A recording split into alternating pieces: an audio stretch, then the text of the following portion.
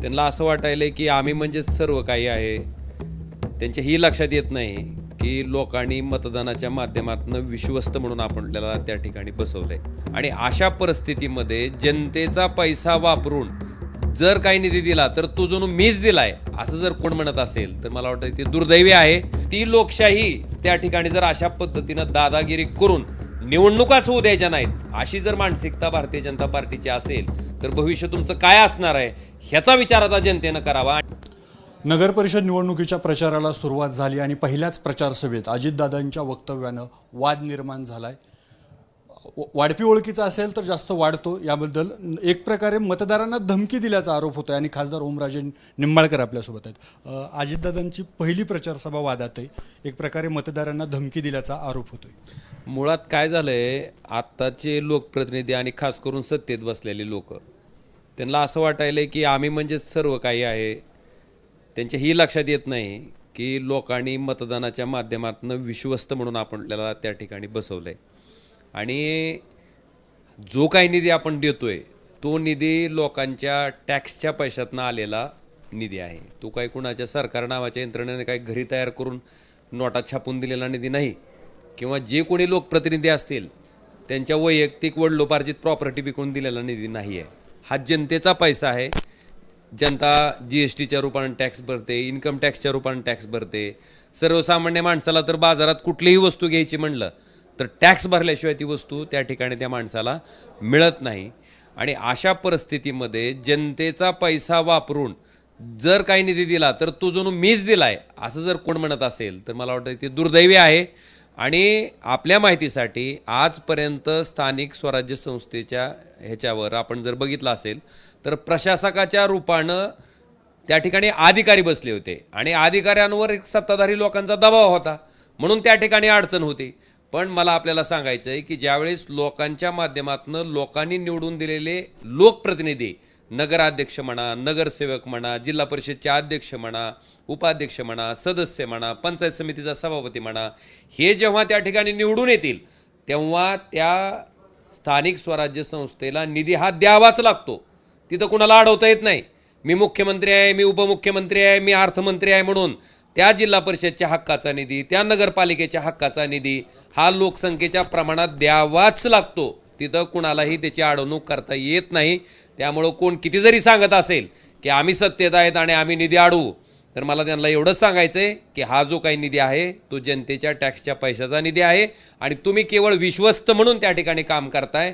अशा पद्धतीनं दुजाभाव तुम्हाला सुद्धा करता येत नाही हे मी त्यांना परत लक्षात आणून देऊ इच्छितो.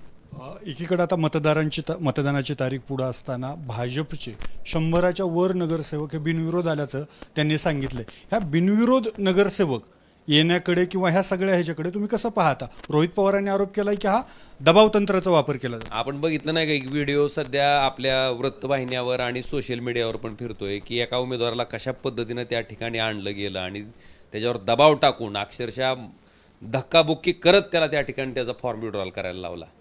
आता जनतेला माझी विनंती आहे की अशा पद्धतीनं निवडणूक प्रक्रिया जी लोकशाही आहे, डॉक्टर बाबासाहेब आंबेडकरांनी जे संविधान लिहिलं आणि त्या संविधानामुळे ज्या मताचा अधिकार तुम्हाला प्राप्त झाला आणि ज्या मतं वापरून तुम्ही त्या ठिकाणी तुमचे लोकप्रतिनिधी नेमता, निवडून आणता, ती लोकशाही त्या ठिकाणी जर अशा पद्धतीनं दादागिरी करून निवडणुकाच होऊ द्यायच्या नाहीत अशी जर मानसिकता भारतीय जनता पार्टीची असेल तर भविष्य तुमचं काय असणार आहे ह्याचा विचार आता जनतेनं करावा. आणि माझं म्हणणं आहे की अशा पद्धतीनं धाकदपटशाही करून दबाव टाकून जर त्या उमेदवाराला फॉर्म विड्रॉल केला जात असेल आणि त्याच्यात जर ही मंडळी आनंदी होत असतील की आम्ही बिनविरोध निघालो तर मला वाटतं ही राक्षसी मनोवृत्ती आहे. ही वाटचाल हुकुमशाहीकडे आहे. आणि लोकशाही मांडणाऱ्या लोकांनी, ज्या लोकशाहीच्या देशात आपण राहतो, आपण गवगवा करतो की जगातली सगळ्यात मोठी लोकशाही आहे, तिचे जर धिंदवडे अशा पद्धतीनं काढले जात असेल तर ह्या भारताचा नागरिक जबाबदार त्या ठिकाणी मतदार म्हणून आता आपली जबाबदारी आहे की अशा मंडळींना मताच्या माध्यमातून धडा शिकवणं. तुळजापुराची बी एक जागा बिनविरोध निघाली होती.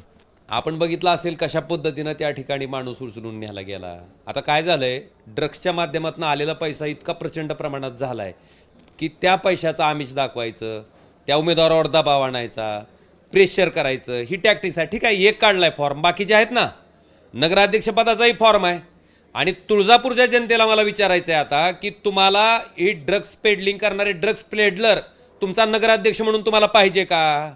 ह्या वृत्तीची माणसं पाहिजेत का? तुम्ही ड्रग्सच्या रिहॅबिलिटेशन सेंटरमधल्या एखाद्या मुलाचा व्हिडिओ बघा, त्या मुलाची काय अवस्था असते आणि काय परिस्थिती असते त्या कुटुंबाची, ही बघा आधी. आणि माझं नम्र आव्हान आहे तुळजापूर शहरातल्या जनतेला की अशा पद्धतीचे लोकप्रतिनिधी तुम्हाला पाहिजेत का ह्याचा विचार करा.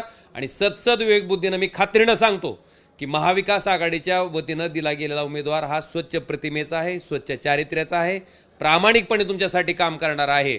आणि त्या ठिकाणी येणाऱ्या 2 डिसेंबरच्या मतातनं आणि 3 डिसेंबरच्या मतमोजणीतनं लोक तुळजापूरची, ज्या तुळजापूरच्या जनतेनं मला वाटतंय पद्मसिंह पाटील आणि राणा पाटलाकडे त्या गंगनेपेक्षा थोडा जास्तच पैसा असेल.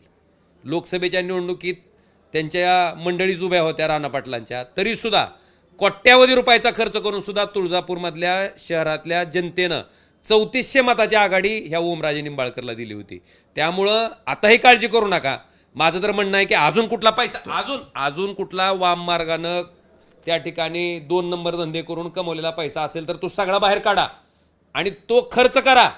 तो खर्च केल्याच्या नंतर सुद्धा काळ्या पैशाच्या कमाईला जनता कशी उत्तर देत असते, जसं त्या ठिकाणी लोकसभेला दाखवलंय त्याच पद्धतीनं जनता दाखवेल. बिनविरोध उमेदवार जो झाला तिथं धाक दडपशाही झाली, पैशाचा वापर झाला असं म्हणायचं. निश्चित तुम्ही माहिती घ्या की कशामुळं फॉर्म विड्रॉल झाला, का झाला. आता प्रचार चालू आहे, प्रचारात सांगन मी हे सगळ्या गोष्टी, काय केलंय कुणी, कशा पद्धतीनं चाललंय. ही पैशाची मस्ती आहे. एक उमेदवारच विड्रॉल झालाय ना, बाकीचे आहेत ना सगळे लढायला तिथं त्या ठिकाणी सज्ज. आणि आता जनतेला माझं आव्हान आहे की अशा पद्धतीनं जी मंडळी वागतायत, ज्यांनी आपल्या लेकरांना विष दिलंय, ड्रग्स म्हणजे विष आहे, ते विष इथं पसरायचं काम केलंय, अशा माणसाला तुमचा नगराध्यक्ष म्हणून तुम्हाला स्वीकारायचंय का? एकीकडे राज्यामध्ये नगर परिषद निवडणुकीचा आखाडा सुरू असलेला असताना दुसरीकडली एक भेट गाजतीये, ती म्हणजे एकनाथ शिंदे आणि अमित शहाची. भाजप एकनाथ शिंदेना कोंडीत पकडते, दिल्लीत तुमचं वास्तव्य म्हणून.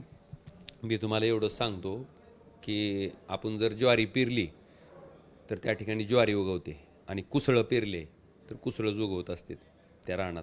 म्हणजे ज्या धान्याचं बी तुम्ही पेरता तेच धान त्या ठिकाणी उगवत असते.